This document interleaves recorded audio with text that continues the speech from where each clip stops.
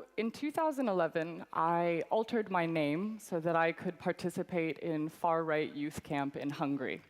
I was doing a PhD looking at youth political socialization, why young people were developing political ideologies in a post-communist setting. And I saw that a lot of young people I was talking to were joining the far right.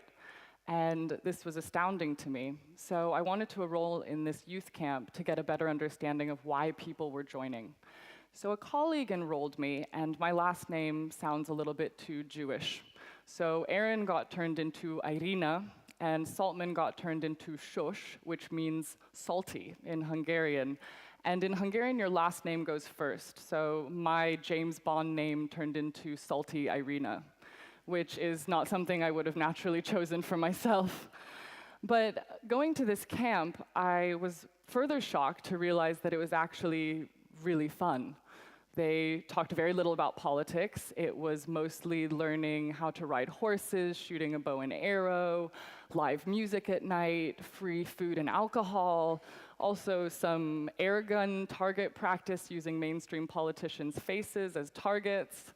And this seemed like a very actually friendly, inclusive group until you started talking or mentioning anything to do with the Roma population, Jewish people, or immigrants. And then the discourse would become very hate-based very quickly. So it led me into my work now, where we pose the question, why do people join violent extremist movements? And how do we effectively counter these processes? In the aftermath of horrible atrocities and attacks in places like Belgium, France, but all over the world, sometimes it's easier for us to think, well, these must be sociopaths. These must be naturally violent individuals. They must have something wrong with their upbringing.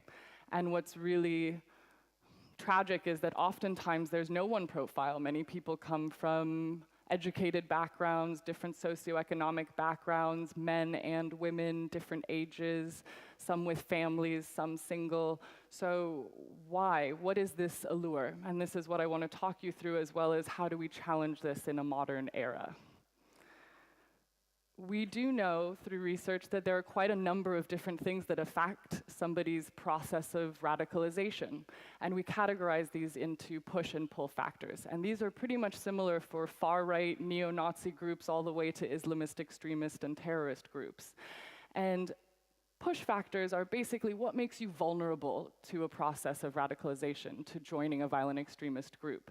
And these can be a lot of different things, but roughly a sense of alienation, a sense of isolation, questioning your own identity, but also feeling that your in-group is under attack, and your in-group might be based on a nationality or an ethnicity or a religion, and feeling that larger powers around you are doing nothing to help.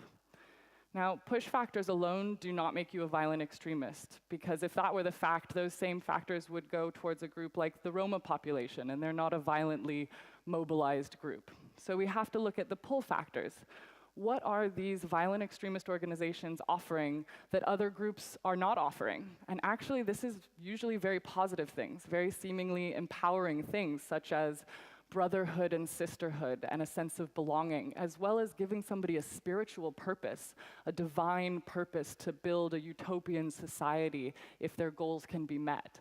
But also a sense of empowerment and adventure. When we look at foreign terrorist fighters, we see young men with the wind in their hair out in the desert and women going to join them to have nuptials out in the sunset.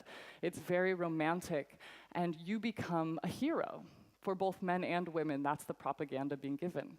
So what extremist groups are very good at is taking a very complicated, confusing, nuanced world and simplifying that world into black and white, good and evil. And you become what is good, challenging what is evil.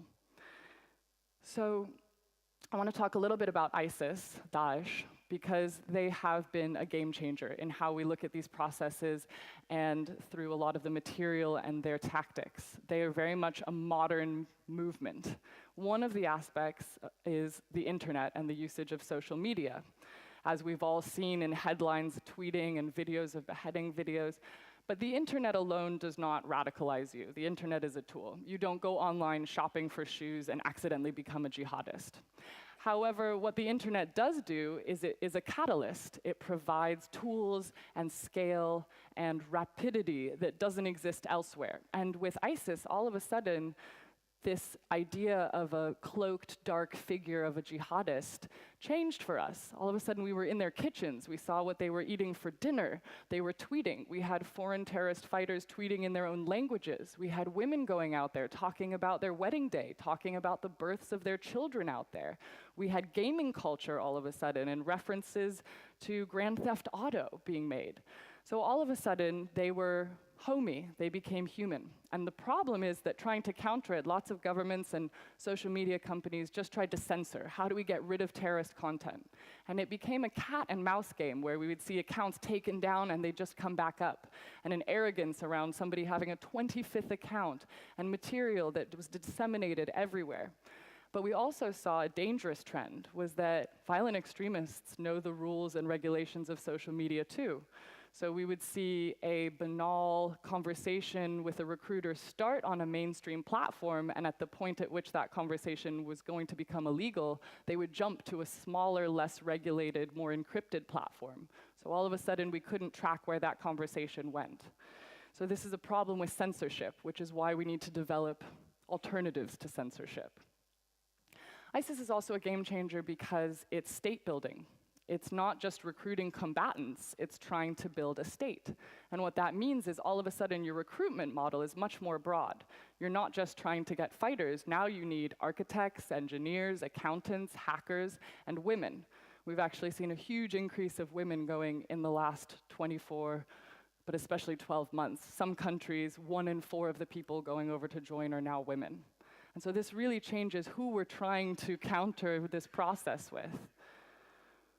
Now, not all doom and gloom, so the rest I'd like to talk about some of the positive things and the new innovation in trying to prevent and counter violent extremism.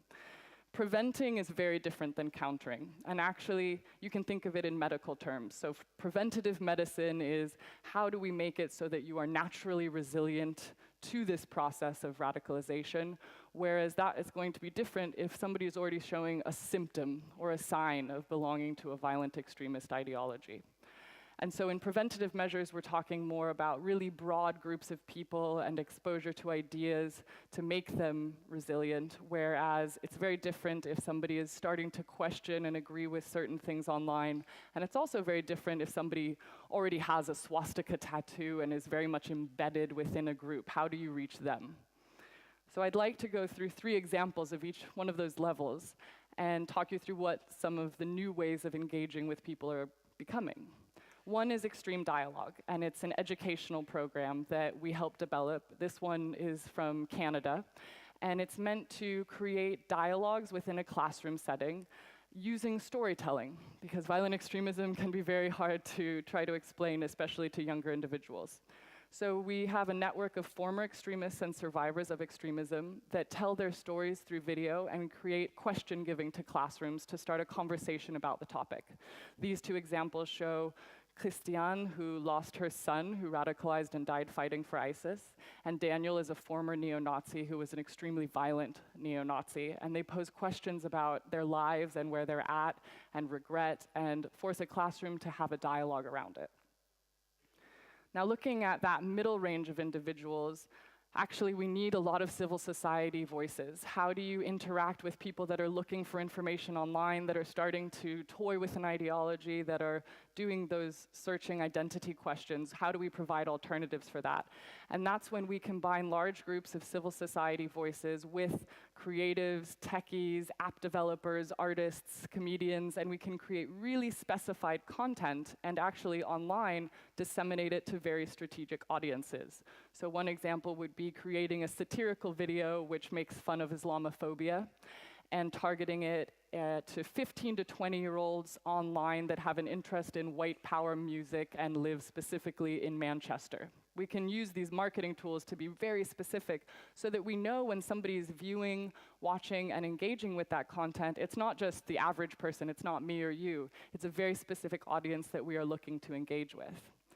Even more downstream, we developed a pilot program called One-to-One, where we took former extremists and we had them reach out directly to a group of labeled neo-fascists as well as Islamist extremists, and put direct messages through Facebook Messenger into their inbox saying, hey, I see where you're going, I've been there, if you want to talk, I'm here. Now, we kind of expected death threats from this sort of interaction. It's a little alarming to have a former neo-Nazi say, hey, how are you? But actually, we found that around 60% of the people reached out to responded, and of that, around another 60% had sustained engagement, meaning that they were having conversations with the hardest people to reach about what they were going through and planting those seeds of doubt and giving them alternatives for talking about these subjects. And that's really important. So, what we're trying to do is actually bring unlikely sectors to the table. We have amazing activists all over the world, but oftentimes their messages are not strategic or they don't actually reach the audiences they want to reach.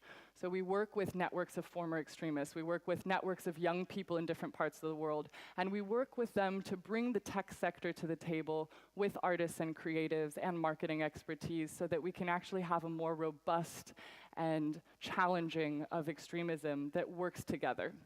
So I would say that if you are in the audience and you happen to be a graphic designer, a poet, a marketing expert, somebody that works in PR, a comedian, you might not think that this is your sector, but actually the skills that you have right now might be exactly what is needed to help challenge extremism effectively. Thank you.